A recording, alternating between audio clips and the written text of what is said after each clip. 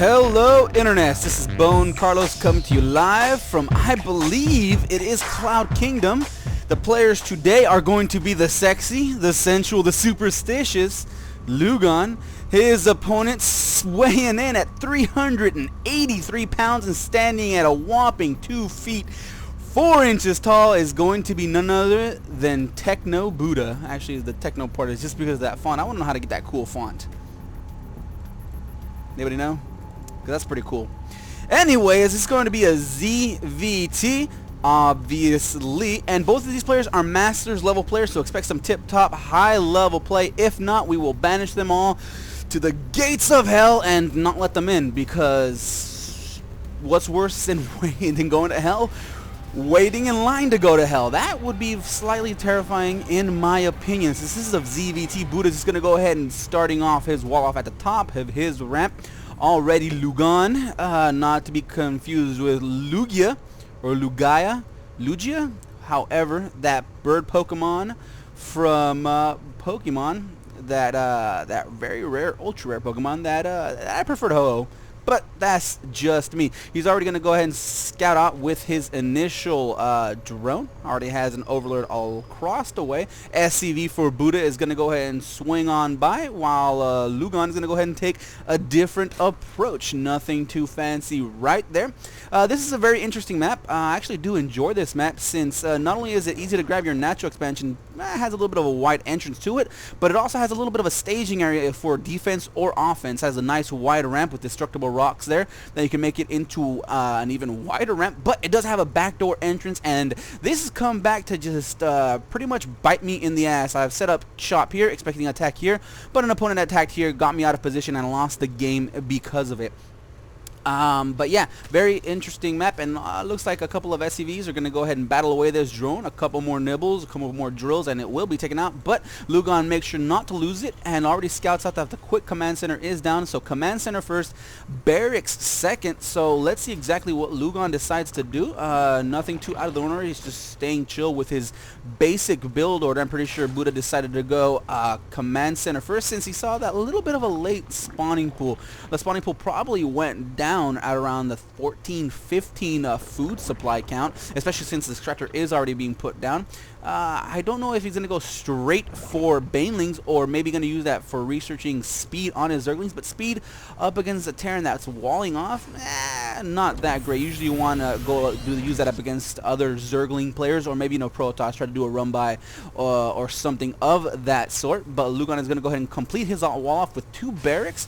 Doesn't have an extractor just yet, but Lugon actually does manage to sneak that drone back into the base of Terran.БуДДД캐 and take that extractor. He cancels it, sees that nothing was attacking it. He's going to go ahead and just scout around the map, see exactly what's going on. The supply depot is down. Too little too late, BoDDD캐. You raise it, and this drone is free to go home. Give that guy just a nice round of applause. He's going to go ahead and head on home, tell his buddies all about how he almost transformed into an extractor just to give his opponent a psych out. 2 Zerglings just popped for Lugon, along with that queen comes out of that hatchery, along with one in his main base as well, already vomiting that larva. And looks like, look at that, metabolic boost is being researched, and Lugon got the exact amount of gas needed and then pulled those drones off immediately. So he's going to be gearing up to do some sort of basic standard play, and generally it's Zergling, Baneling, Mutalisk type play, and this Overlord is going to get taken down. Lugon must have forgotten about it. These 3 Marines are going to DPS down very, very quickly. It's going to go ahead and blow up into shower of guts, bile, entrails, and goo.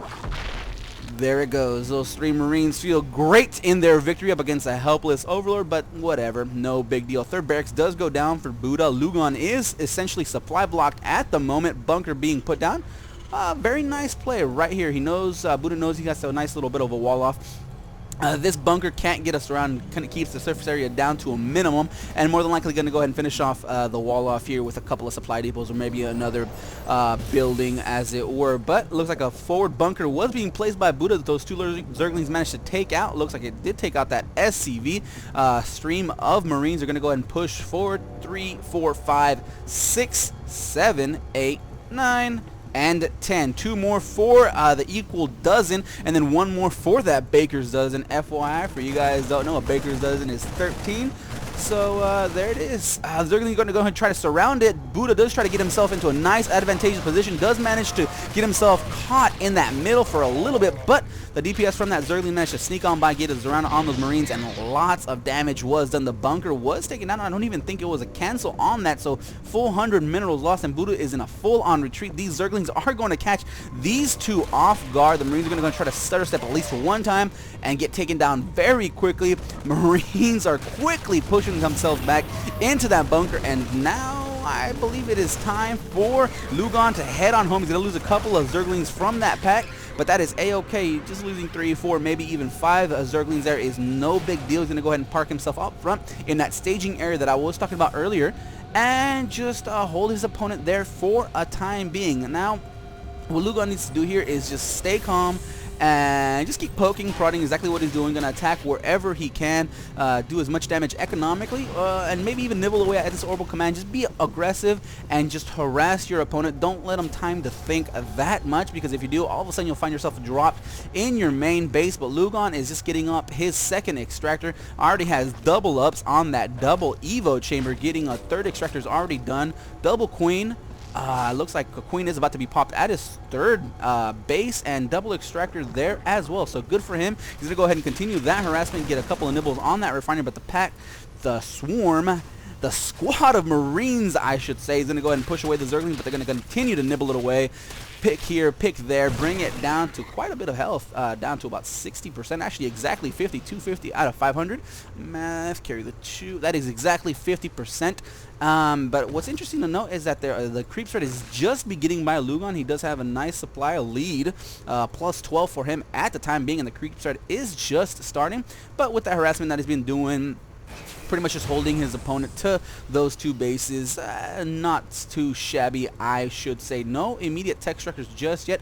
The hatchery is just about morphing into the hive. It's going to be done in about a minute or so, and looks like +2 is actually looks like +1 is being researched. 1-1 is being researched. It's going to be done any minute now. Already has a couple of spore crawlers there for defense. So Lugon knows what he's doing. He definitely knows that all the opponent can do right now currently is drops, and he's putting them down at basically the exact time that he wants to, since those couple of medevacs just picked up. So by the time they cross the map with their squad of Marines, those spore colonies are going to be done. Spore crawlers, I should say. Spore colonies is SC1. 2 at each base, plenty and exactly what you need with those speedlings.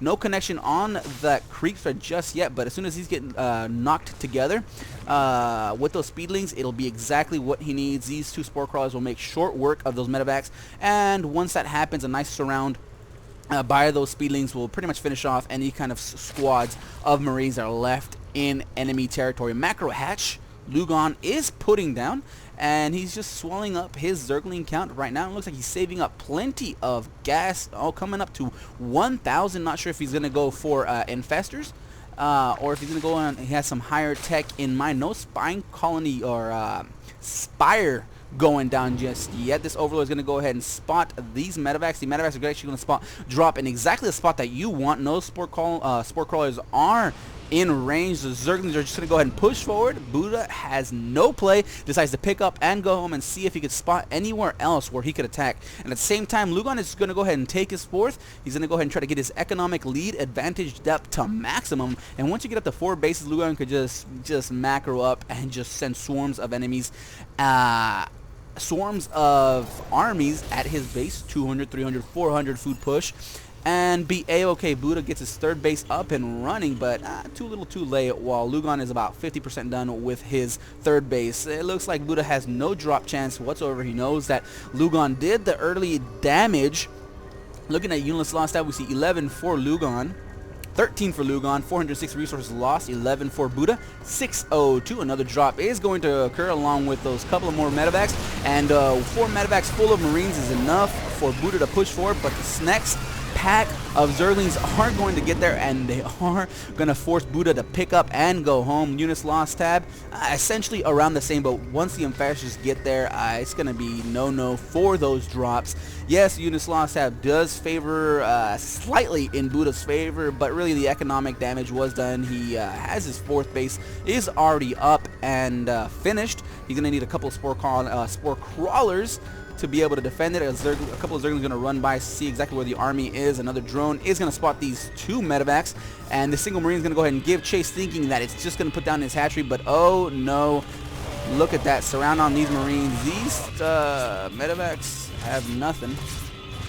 And this army of Buddha is actually going to catch a couple of infestors off guard. The Fungo Grows finally do catch plenty of the army. The Zerglings are going to go ahead and get the surround, do the damage that they need to do to finish this off. Single infestor left, so plenty of damage done by Buddha on those infestors, those high cost units, and a lot of resources were thrown away in that exchange, but that is A-OK. Definitely has the economic advantage. He has plus 1,000 in both minerals and gas. Looks like Buddha's going to go ahead and drop on the high ground, try to focus down that infestor, but it's going to go ahead and wiggle away and force Buddha again to go home. While at the same time, Buddha took his 4th base, so now the bases aren't even. Look at what harassment does. It gave Lugon the early advantage, but now with the harassment of Buddha, he pretty much brought his base count up to equal levels. This Zergling is still there, finally catches it. Lugon doesn't have that Zelnager tower no more, but he's going to go ahead and take his 5th. A big engagement here at the middle. Marines, Marauders, Siege Tank, Fungals, Medevacs, and game over for that drop. Plenty of units were dropped by Buddha, were destroyed. Another small squad. Lugon spots it. He's going to go ahead and attack it, but at the same time, Buddha's going to go ahead and drop in this undefended, basically, 4th base. This Queen is going to do plenty of damage. Finally, the micro does push it away. Zerglings are there to finish off the battle. And now Buddha is in a world of hurt, but the units lost tab are quickly gearing into Buddha's disfavor, since he is losing more resources by the minute. Corruptors are on the field. Spire is done. Greater Spire on the way. So Corruptor's going to go ahead and give chase to these medevacs, and there goes the drop advantage that Buddha has. Going to go ahead and drop all of his Marines, trying to pick off a couple of Corruptors. Lugon does nibble away at those weakened medevacs, managed to bring down one, but at the cost of a single Corruptor. Looks like Lugon is going to go ahead and drop in the same spot he's been doing this entire game.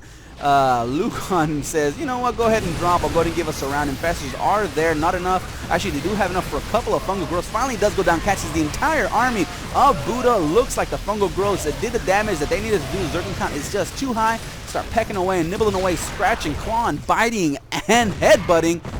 And everything is down for Buddha. Looks like the mineral count plus 2,000 for Lugon, while at the same time, Buddha is going to go ahead and try to take his own 5th.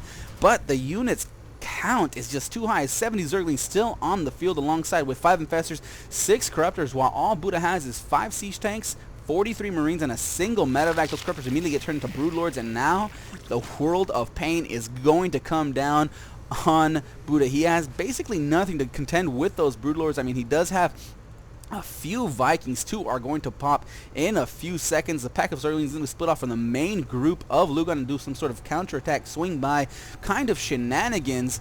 But the main damage is going to be done by these Broodlords. These Broodlords pop at the opportune time as soon as these Marines and Marauders try to skim forward and do the damage. Infestors push forward alongside, and massive Fungal Growths catch everything of Buddha, doing great amounts of damage. Now the Broodlords go in and do what they need to do. Infested Terrans are going to go ahead and try to focus down these Vikings that are doing massive amounts of damage to the Broodlords. Looks like they aren't being focus fired by the Vikings, but that is enough. The Marines are finally, they're going to go ahead and push forward with the Marines, take out the Broodlords. Broodlords are going down by the 1s and 2s. Marines are going to push forward and try to pick off the Infestors. 66, 68, 76, 9,000 Zerglings are in production. They're going to go straight into the packs of Marines. The squads are going to go down fairly quickly since Buddha's army is out of position. He didn't bring his siege tanks forward to cause maximum amounts of damage, and in the entire attack, if he would have pushed forward with these siege tanks, put them on the extreme edges of that creek, threat could have been able to shell the guard from a distance. But now all of those Zerglings did pop. They are going to go ahead and surround those siege tanks, and without Marine backup, those siege tanks just dwindle into nothingness. Actually, they just pretty much dwindle into scraps of metal. Buddha is forced to go home. Corruptor's going to go ahead and give chase to the medevacs, but finally pull on back since he's going to go ahead and turn these into Broodlords, I would say, in any second. Now, these Zerglings are up to 3-3 So good for them. 3-3 Zerglings are quite dangerous, especially if they do have that upgraded attack speed. And it looks like it was recharged, it is finished. So these Zerglings are quite dangerous. You don't realize how powerful tier 1 units are until you fully upgraded them. I mean, charge lots, 3-3-3 charge lots are very, very powerful alongside 3-3 Zerglings with that adrenal glands, with that metabolic boost. They do cause quite a bit of damage. Broodlords are in production again. Corruptors are there. They're going to go ahead and go toe-to-toe with these Vikings. The Vikings do not have enough firepower to take these Corruptors down, but that is okay because Buddha's going to go ahead and send a squad of Marines to surround and destroy this hatchery. This hatchery will go down. The Zerglings are going to go ahead and give chase, but I do not think it's going to be enough. Nope, the hatchery goes down. Zerglings are finally there. They're going to go ahead and give chase to these Marines. They put themselves in an advantageous position, but they do manage to slip on by and give themselves a bit of a surround. At the same time, Zerglings are going to attack the main base of Buddha. The supply count is definitely in Lugon's favor, 177 to 95. Lugon is going to go ahead and max out in just a few more morphs and a few morphs. They're not Power Rangers, so they can't morph. Morphs? They're going to go ahead and morph in? Something like that. He doesn't have enough minerals to be able to support the massive amount of Zergling production that he needs to just use all this larva. His main base has pretty much been ineffective as it is. Queens are still continue on with their vomitage of larva, and Buddha just knows he is pretty much done. He couldn't keep up with his opponent economically. And that was it. So that was it for this match. I hope you guys enjoyed. If not, leave comments down below on what I could do to make these more enjoyable for you. Also, if there's a game that you guys want me to cast of your own play, man, I need to come up with a better line for that. I can never figure that one out. But yeah, if you guys play a game and want me to cast it, let me know. Upload it to one of the major replay sites. Drop SC is very, very popular. Send me a link to that since Lugon did exactly that. He actually sent us in himself. So big ol' thanks to him. Big ol' thanks for this play. And that's it. I'm out of here. Later, guys.